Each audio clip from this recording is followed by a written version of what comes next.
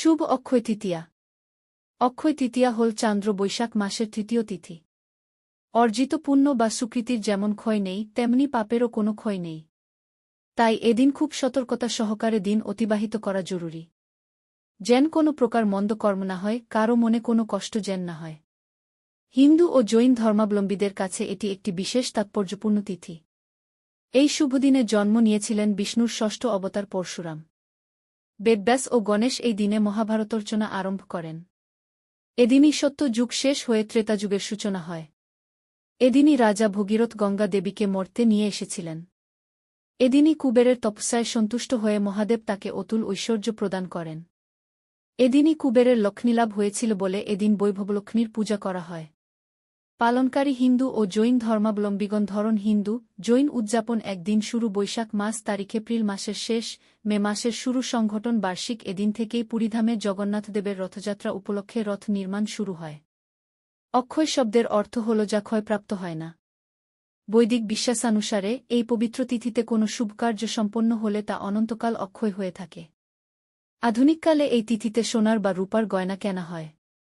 মনে করা হয় এই শুভ তিথিতে রত্ন বা জিনিসপত্র কিনলে গৃহে শুভ যোগ হবে, সুখশান্তি ও সম্পদ বৃদ্ধি হবে, এই আশাতেই এদিন মানুষ কিছু না কিছু কিনে থাকেন। নামকরণ। সংস্কৃত ভাষায় অক্ষয়ক শব্দটি কুসমৃদ্ধি, প্রত্যাশা, আনন্দ, সাফল্য, তৃতীয় ও অর্থ ও তৃতীয় অর্থে অবিস্মরণীয়, চিরস্থায়ী, সর্বদা নিকৃষ্টতম উ।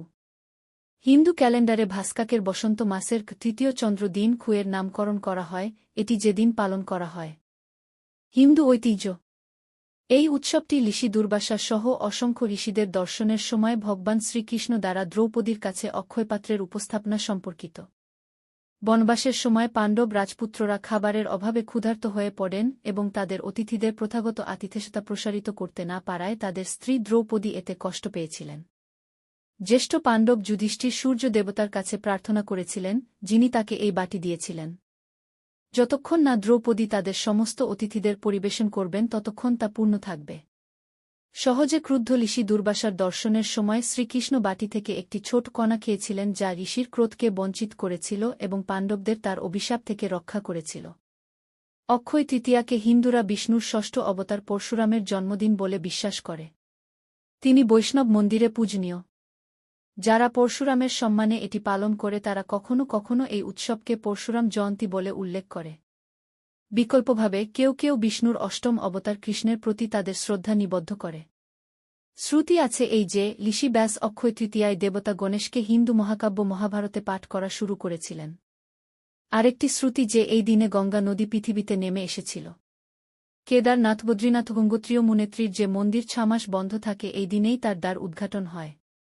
দ্বার খুললেই দেখা যায় সেই অক্ষয়দ্বীপ যা 6 মাস আগে জ্বালিয়ে আসা হয়েছিল 4 ধাম তীর্থযাত্রার সময়। অক্ষয় তৃতীয়ার শুভ উপলক্ষে যমুনোত্রী মন্দির এবং গঙ্গোত্রী মন্দির খোলা হয় হিমালয় অঞ্চলের ভারী তুষারপাতভারাক্রান্ত শীতের সময় বন্ধ হয়ে যাওয়ার পরে।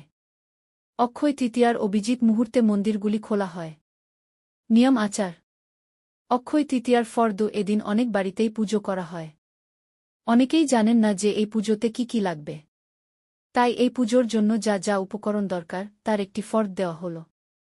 যেমন সিঁদুর, পঞ্চগুড়ি, পঞ্চগর্ব, তিল, হরিতকি, ফুল, দুর্বা, তুলসী, বিল্বপত্র, ধূপ, প্রদীপ, ধূনা, মধুকর্পূর, আসনাঙ্গুরীয় 2, দই, মধু, চিনি, ঘি। পুজোর জন্য কাপড় 1, টাটি 1, নৈবেদ্য 2, কুচো নৈবেদ্য 1, সভোজ্য জলপূর্ণ ঘট 1, বস্ত্র 1, পাখা 1, দক্ষিণা